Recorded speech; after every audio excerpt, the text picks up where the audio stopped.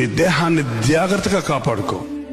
నువ్వేం వింటున్నావో, ఏం చూస్తున్నావో, ఏం మాట్లాడుతున్నావో, వీటన్నిటి విషయమే ఒకరోజు దేవుడికి లెక్క చెప్పాలి. దేవునికి లెక్క చెప్పాలి. దేవుడు అక్కడ ఉన్నాడు, నన్ను చూస్తున్నాడు.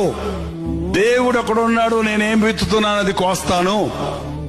దేవుడు అక్కడ ఉన్నాడు, ఆయనకి నేను లెక్క చెప్పాలి అనే దైవ భయం లేదు.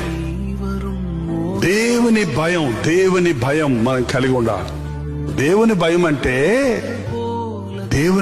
నన్ను దేవుడు ఎంత ప్రేమించాడు, నేను ఇది చేస్తే నా దేవుడు బాధపడతాడేమో అనే భయం. ఏం భయం? నా కోసం ప్రాణమిచ్చిన ప్రభువుని నేను దుఃఖపరిస్తే ఆయన బాధపడతాడేమో, ఆయన్ని బాధ పెట్టేవాడిని అవుతానేమోననే భయంతో మనం పాపం చేయకుండా ఉంటాం. ఆయన బాధపడతాడు, బాధ పెట్టకూడదన్న భయంతో మనం సాతానికి చోటివ్వకుండా ఉంటాం. అది దైవ భయం అంటే.